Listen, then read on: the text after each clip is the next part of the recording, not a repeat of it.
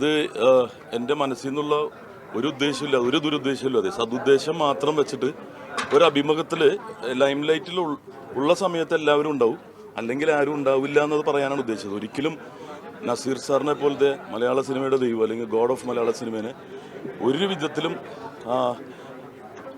തേജോവധം ചെയ്യാനോ മോശമായിട്ട് പറയാനോ ഞാൻ ഉദ്ദേശിച്ചിരുന്നില്ല. പക്ഷെ അത് ഞാൻ നാട്ടിലുണ്ടായിരുന്നില്ല, ഇന്നലെയാണ് UK നിന്ന് എത്തിയത്. അത് ഡൈവേർട്ടായി പോയി.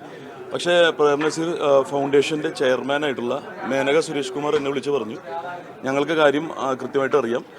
നസീർ സാറിൻ്റെ തൊട്ടടുത്ത ബന്ധു, അതായത് പ്രേം നസീർ ഫൗണ്ടേഷൻ്റെ തൊട്ടടുത്ത ചേട്ടനിയന്മാർ മക്കളായിട്ടുള്ള ഫൈസൽ, അദ്ദേഹം ജനറൽ സെക്രട്ടറിയാണ് ഫൗണ്ടേഷൻ്റെ. അതുപോലെ തന്നെ നാസർക്ക അതിൻ്റെ ട്രഷററാണ്. അവരായിട്ട് ഞാൻ ഇന്ന് കണ്ടു. അപ്പോൾ അവർക്കും മനസ്സിലായി കാര്യം വിഷമിക്കൊന്നും വേണ്ട, നിങ്ങളുടെ ഉദ്ദേശം അതായിരുന്നില്ല എന്നുള്ളത് മനസ്സിലായി. പക്ഷെ അത് ഡൈവേർട്ടായി പോയി. അപ്പോൾ അതിന് വേദനയുള്ളവർക്കല്ല, അല്ലാത്തവർക്കും എൻ്റെ അമ്മ ഉൾപ്പെടെയുള്ളവർ ചോദിച്ചു, നീ എന്താ? ഞാൻ പറഞ്ഞു അതല്ല, തെറ്റായിട്ട് അതിൽ നിന്നുള്ള, അതായത് ഞാൻ ഗുരുസ്ഥാനത്ത് കാണുന്ന ചില സീനിയേഴ്സ് നമുക്ക് ഇവരായിട്ടുള്ള അഭിനയിക്കാനുള്ള ഭാഗ്യം കിട്ടിയിട്ടില്ല. നസീർ സാറിൻ്റെ ഒപ്പവും മധു സാറിൻ്റെ ഒപ്പവും അതുപോലെ തന്നെ സത്യം മാസ്റ്ററിൻ്റെ ഒപ്പം അഭിനയിക്കാനുള്ള ഭാഗ്യം കിട്ടില്ല. പക്ഷെ മധു സാറിൻ്റെ വീട്ടിൽ നമ്മൾ ഒരുമിച്ച് പോകാറുണ്ട്. സത്യം മാസ്റ്ററിൻ്റെ മകനുമായിട്ട് ഞാൻ വളരെ അടുത്ത ബന്ധം കാത്തു സൂക്ഷിക്കുന്നതാണ്. അദ്ദേഹത്തിന് അമ്മയിൽ മെമ്പർഷിപ്പ് കൊടുക്കണമെന്ന് പറഞ്ഞ് വാദിച്ചിട്ടുള്ള ഒരാളാണ്, അത് കൊടുക്കുകയും ചെയ്തു. അതുപോലെ തന്നെ നസീർ സാറിൻ്റെ മകൻ ഷാനവാസിക്കായിട്ട് നല്ല ബന്ധമാണ്. പക്ഷെ ഇത് എന്തോ ഒരു അപകടം പറ്റിയതുപോലെ എൻ്റെ ടങ് സ്ലിപ്പ് തന്നെയാണ്. അത് പറഞ്ഞ രീതി ശരിയായില്ല എന്ന് തെറ്റായിട്ട് വ്യാഖ്യാനിക്കപ്പെടുകയാണെന്നുണ്ട്. അപ്പം എൻ്റെ ഉള്ളിൽ നിന്ന് തന്നെ ഇതിന് മാപ്പ് പറയണമെന്ന് എനിക്ക് തന്നെ തോന്നിയിട്ട് നേരിട്ട് ഇവിടെ വന്നിട്ട്. കാരണം ഈ ന്യൂസ് ചാനലിൽ നിന്ന് കാണാനുള്ളൊരു ഇതുണ്ടായിരുന്നല്ലോ, 10-15 ദിവസം പുറത്തായിരുന്നു.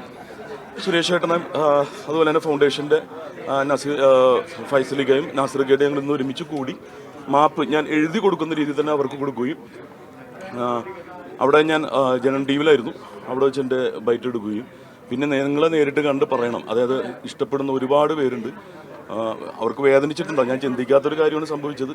എരിവും പുളിയൊക്കെ കൂട്ടുന്ന നാവല്ല, ഒരു തെറ്റുപറ്റി എന്നുള്ള രീതിയിൽ മാപ്പ് പറയുകയും, ലോകത്തുള്ള എല്ലാ നസീർ സാറിൻ്റെ ആരാധകരോടും മാപ്പ് ചോദിക്കുകയും, അദ്ദേഹത്തിൻ്റെ കാലിൽ വീഴുന്നത് ഒരു കുറച്ചിലല്ല, അത് കൂടുതലാണ്. അതിനുള്ളൊരു ഭാഗ്യം എനിക്ക് കിട്ടിയിട്ടില്ല. അതുകൊണ്ട് ആ ഒരു തെറ്റിദ്ധാരണ മാറണമെന്ന് ആ ഒരു വിവാദം അവസാനിച്ചതായിട്ട് കൈ തന്ന് ഫൗണ്ടേഷനും പിരിക്കുകയാണ് ഉണ്ടായത്. അപ്പോൾ എല്ലാവരോടും ക്ഷമ ചോദിക്കുന്നു. നസീർ സാറിന് ഇഷ്ടമുള്ളത് അത് നമ്മൾ പറയുന്നതിൻ്റെ സതുദ്ദേശമല്ല വന്നത്. അതിനു മുമ്പ് ഞാൻ പറയാൻ ഉദ്ദേശിച്ചത് ഇപ്പം മെർലിൻ മൺറോ എന്ന് പറഞ്ഞൊരു നടിയുടെ ഒരു സിനിമ ഡോക്യുമെൻ്റ് ചെയ്തിട്ടുണ്ട്. അത് കാണുമ്പോൾ ഒരു 36 വയസ്സിൽ ആത്മഹത്യ ചെയ്യേണ്ടി വന്നു.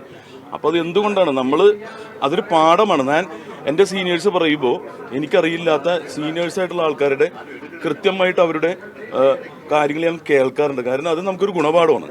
അപ്പം ആ ഉദ്ദേശമാണ് ഉദ്ദേശിച്ചത്. പക്ഷെ ഒരിക്കലും നസീർ സാറിനെ പോലെ ഒരാളെ അങ്ങനെ പറയാൻ ഞാൻ യോഗ്യനുമല്ല. പക്ഷെ അങ്ങനെ തെറ്റിദ്ധാരണ ഉണ്ടായതിൽ എനിക്ക് വളരെയധികം വിഷമമുണ്ട്. അതുകൊണ്ട് തന്നെയാണ് ഫൗണ്ടേഷൻ്റെ ആൾക്കാർ, അത് സുരേഷ് ഏട്ടൻ എന്ന് പറഞ്ഞാൽ എൻ്റെ ബ്രദറിനെ പോലെയാണ് മേനക സുരേഷ് ഏട്ടൻ.